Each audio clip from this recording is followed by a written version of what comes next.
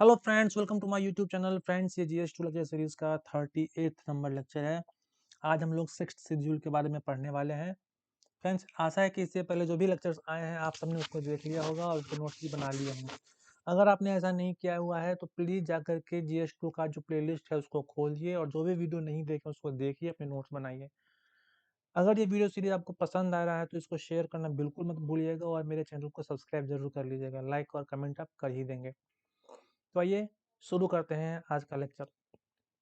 देखिए फ्रेंड्स, सबसे पहले जानते हैं कि सिक्स्थ शेड्यूल होता क्या है। देखिए, सिक्स्थ शेड्यूल जैसा फिफ्थ शेड्यूल के बारे में पिछले लेक्चर में मैंने बताया था, उसी से रिलेटेड है सिक्स्थ शेड्यूल।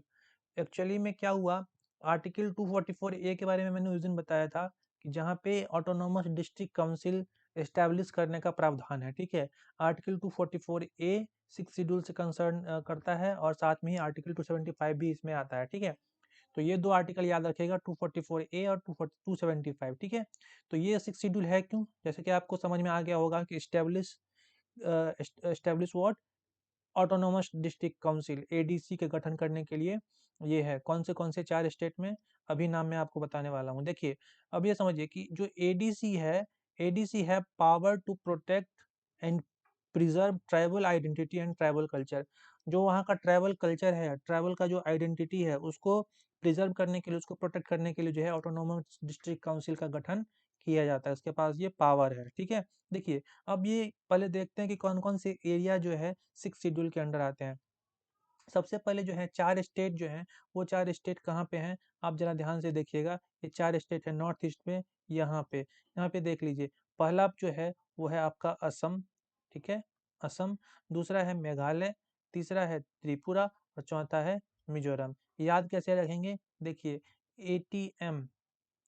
ठीक है, एटीएम में मनी नहीं है। क्या नहीं है, मनी नहीं है।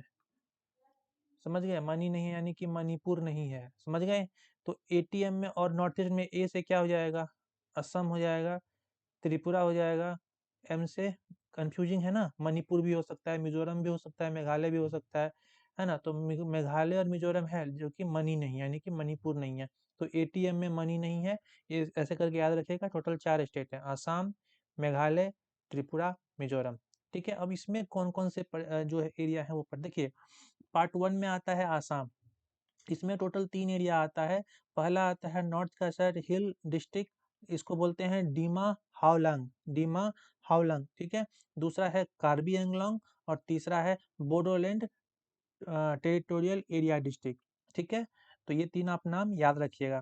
फिर पार्ट बी जो है मेघालय का, उसमें तो जो वहाँ का जो हिल है, हिल डिस्ट्रिक्ट है, उसी के नाम पे है खासी हिल डिस्ट्रिक्ट, जयंतिया हिल डिस्ट्रिक्ट और गारो हिल डिस्ट्रिक्ट। ये तीन नाम आप याद रखिएगा। ठीक है, गारो, खासी, जयंतिया। ठीक है, चलिए, पार्ट टू का ए में है त्रिपुरा। ठीक है, इसमें एक ही है, कौन है वो, Tripura tribal area district, Tripura tribal area district. और पार्ट थ्री में मिजोरम आता है।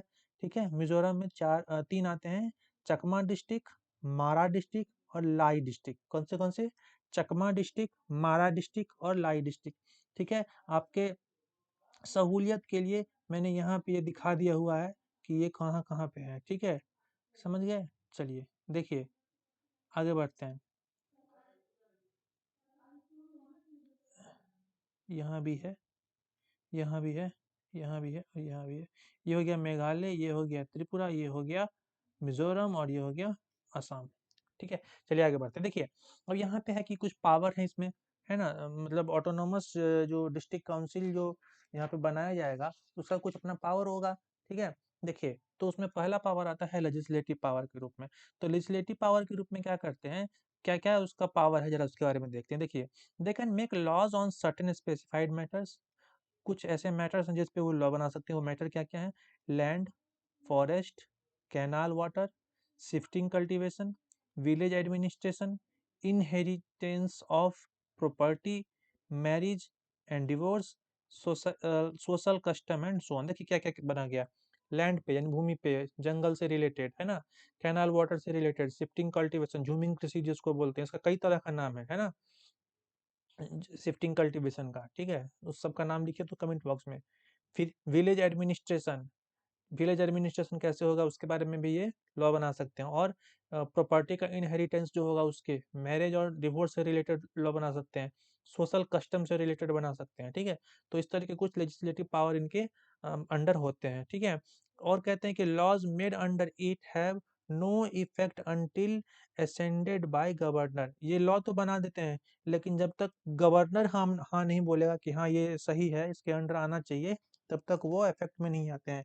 गवर्नर ने अगर बोल दिया कि हाँ सही है, ये इफेक्ट में भी आना चाहिए, तो वो क्या हो जाएगा, इफेक्ट में आ जाएगा। तो गवर्नर का हामी भरना, गवर्नर का राजी हो जाना बहुत ज़्यादा इंपॉर्टेंट रखता है, ठीक है, बहुत ज़्यादा इंपॉर्टेंस रखता है, ठीक है, ये इंपॉर्टेंट है, गवर्नर को बोलना ही पड़ेगा। हाँ, नहीं वो नहीं बोल देगा तो फिर उसमें कोई इफेक्ट नहीं है उसका, ठीक है, समझ गए। चलिए देखते हैं अगला है जिसका कुछ एग्जीक्यूटिव पावर है। जैसे ये क्या क्या करता है, it can run and establish schools, dispensaries, markets, pond, road transport, waterways. देखिए क्या क्या बना सकते हैं और क्या क्या रन कर सकते हैं। स्कूल बना सकते हैं, रन कर सकते हैं, डिस्पेंसरीज बना सकते हैं, रन कर सकते हैं, मतलब दवाई से रिलेटेड जो छोटा मोटा जो होता है ना, जैसे दिल्ली में मोहल्ला क्लिनिक टाइप का चलता है, वैसे डिस्पेंसरीज वगैरह बना सकते हैं वहाँ पे। फिर मार्केट्स हो गए, पॉन्ड्स हो गया, मतलब तालाब वगैरह, रोड ट्रांसपोर्ट कैसा होगा उसके बारे में पावर है इनके पास, रन और एस्टेब्लिश करने का, वाटरवेज का, है ना। तो इन सब के एग्जीक्यूटिव पावर इनके हाथ में होता है। और क्या है, also authorise to prescribe language and manner of instruction in the primary school. हाँ, प्राइमरी स्कूल में कौन सा लैंग्वेज फॉलो होगा, ठीक है, और उसका इंस्ट्रक्शन किस तरीके से, उसका मैनर किस तरीके से होना चाहिए इंस्ट्रक्शन का, वो सब चीज़ कौन ऑथराइज करेगा, डिसाइड करेगा, यही लोग, ठीक है। कौन से, जो 6 शेड्यूल के अंडर जो एडीसी बनेगी, ऑटोनोमस डिस्ट्रिक्ट काउंसिल बनेंगी, उनके हाथ में ये सब पावर होता है, ठीक है। चलिए, कुछ जुडिशियल पावर भी होते हैं उनके पास। पहला है look into petty crimes and the civil disputes. छोटे मोटे क्राइम जो होंगे और जो सिविल डिस्प्यूट से रिलेटेड चीज होंगे उसको भी ये देख सकते हैं, है ना, उसको भी ये सुलझा सकते हैं। और क्या है, it can constitute village and district council court. देखिए ये छोटा छोटा कोर्ट जो होता है ना, विलेज लेवल पे या डिस्ट्रिक्ट काउंसिल लेवल पे, ठीक है, डिस्ट्रिक्ट काउंसिल कोर्ट का गठन कर सकते हैं, विलेज कोर्ट का गठन कर सकते हैं, ठीक है। बट एक चीज आप याद रखिएगा, no other courts except Supreme Court and High Court have the jurisdiction over such council court। मतलब सिर्फ सुप्रीम कोर्ट और हाई कोर्ट ही इसके फैसले पे कुछ जजमेंट या फिर कहते हैं ना कि अपना एक अपना एक अपना एक मतलब उसको क्या कहेंगे, परमिशन दे सकती है किसी चीज के लिए, या फिर अपना एक अपना एक रिकमेंडेशन दे सकती है सुप्रीम कोर्ट और हाई कोर्ट। मतलब ये समझ लीजिए कि कोई और तीसरा कोर्ट होगा वो नहीं दे सकते। जैसे मान लीजिए कोर्ट मार्शल जैसे मिलिट्री वालों को कोर्ट होता है, तो उसको इससे कोई मतलब नहीं है, ठीक है। तो जो डिस्ट्रिक्ट काउंसिल जो विलेज काउंसिल बनेगा उसमें सुप्रीम कोर्ट और हाई कोर्ट ही जो है सुओ मोटो एक्शन भी ले सकती है, उसमें अपना रिकमेंडेशन भी दे सकती है, और उसके कोर्स उसके उसके क्या कहते हैं उसके जो रिजल्ट्स हैं, उसके जो जजमेंट्स हैं, उसको दोबारा से सुन भी सकती है, ठीक है। चलिए आगे जाते हैं। No power to decide cases involving punishment of death penalty और imprisonment of more than 5 year. देखिए इसमें इसको ये पावर नहीं है कि किसी को डेथ पेनल्टी दे दे, ठीक है, या फिर किसी को 5 साल से ज्यादा की सजा दे दे। ऐसा प्रावधान इनके पास नहीं है, मतलब ऐसा पावर नहीं है कि वो किसी को फांसी की सजा या 5 साल से अधिक जेल में रहने की सजा दे सकते हैं। तो ये कौन देगा, सुप्रीम कोर्ट और हाई कोर्ट के पास में इसका जो है वो जो है पावर होता है। तो ये जो विलेज या डिस्ट्रिक्ट कोर्ट बने, काउंसिल कोर्ट बनेगा, उसको इतना पावर नहीं है, उसको मॉडरेट पावर होता है, ठीक है। चलिए आगे बढ़ते हैं। देखिए अगला आता है फाइनेंशियल पावर। कुछ फाइनेंशियल पावर भी है इसके। पहला है कि they prepare budget with respect to council. Council का जो भी बजट होगा वो ये लोग प्रिपेयर करेंगे। दूसरा, they empowered to assess and collect taxes on profession, trade, है ना, animals, vehicles, entry of goods, tools and maintenance of schools, dispensary and roads. इन सब से जो है कलेक्ट कर सकते हैं क्या, टैक्स। किसी प्रोफेशन से, किसी पर्टिकुलर टैक्स, ट्रेड फेयर वगैरह लगता है उससे, ट्रेड से, या फिर एनिमल, व्हीकल, एंट्री गुड्स होगा, मतलब कोई चीज इनके इलाके में आएगा जाएगा, टोल टैक्स लगा सकते हैं, मेंटेनेंस हो सकता है स्कूल का, डिस्पेंसरी का, रोड्स का, इस सब का ये लोग टैक्स जो है वो कलेक्ट कर सकते हैं, ठीक है। और क्या है, they can grant licence lease for mineral extraction. ये बहुत इंपॉर्टेंट पॉइंट है। ऑटोनोमस डिस्ट्रिक्ट काउंसिल के पास में ये पावर होता है कि वो मिनरल एक्सट्रैक्शन के लिए लाइसेंस दे सकते हैं, ठीक है। इंटरव्यू क्या कहते हैं, प्रीलिम्स में इस टाइप का लाइन आपको दे देगा, आपको समझ में आना चाहिए कि ठीक है, ऑटोनोमस जो डिस्ट्रिक्ट काउंसिल होता है, वहाँ पे इसके पास में ये पावर है कि वो अपने मतलब एरिया में लाइसेंस दे सकता है, लीज दे सकता है मिनरल एक्सट्रैक्शन के लिए, ठीक है। चलिए, कुछ इश्यूज हैं जिसको समझना बहुत ज़्यादा ज़रूरी है। पहला है कि कहते हैं कि some areas having 2/3 population of non tribal get administered and controlled by minor. So 1/3 जो ट्राइबल पॉपुलेशन है वो क्या करती है, उसको एडमिनिस्टर करती है। So it is against the principle of democracy. अब देखिए, अब वो एक कोई एरिया है, उसमें 2/3 जो है पॉपुलेशन नॉन ट्राइबल्स की है, जबकि 1/3 ट्राइबल है। लेकिन चूंकि ये ट्राइबल एरिया के अंदर है और यहाँ पे ऑटोनोमस डिस्ट्रिक्ट काउंसिल बन रहा है, तो वहाँ पे जो है सरकार जो मतलब जो सत्ता जो बनेगी वहाँ पे छोटी क्या कहते हैं, एडीसी जो बनेगा, ऑटोनोमस डिस्ट्रिक्ट काउंसिल जो बनेगा, उसमें जो मेन पोजीशन होगा वो ट्राइबल पॉपुलेशन का होगा।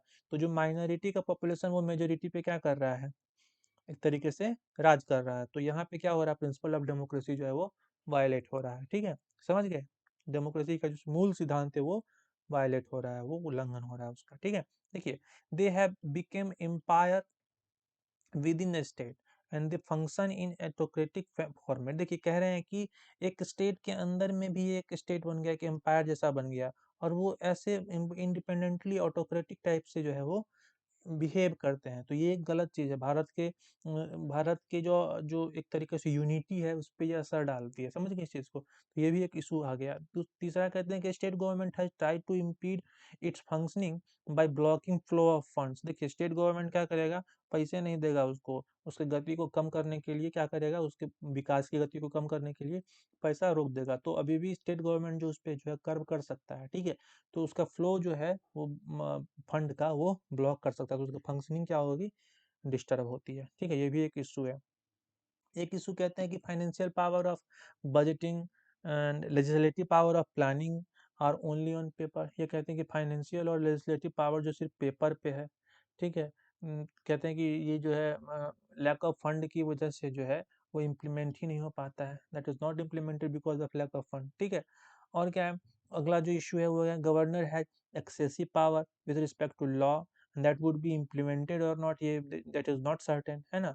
And governor works on the advice of cabinet minister, so hampering the autonomy of ADC। ADC का ऑटोनॉमी को क्या करता है, हैम्पर करता है, उसको रोकने का काम करता है। क्यों? क्योंकि गवर्नर के पास में जो है लॉ रिलेटेड जो एग्जीक्यूटिव बहुत सारे पावर हैं, लेकिन वो कैबिनेट मिनिस्टर के एडवाइस पे ही काम करता है। इसीलिए वो क्या होता है, उसके ऑटोनॉमी जो है ऑटोनोमस डिस्ट्रिक्ट काउंसिल का, उसको हैम्पर करने का काम करता है। और क्या है, it rise in case of conflict between tribals and non tribals. हाँ, कई बार जो है ट्राइबल्स और नॉन ट्राइबल्स के बीच में क्या होता है, कॉन्फ्लिक्ट हो जाता है, ठीक है।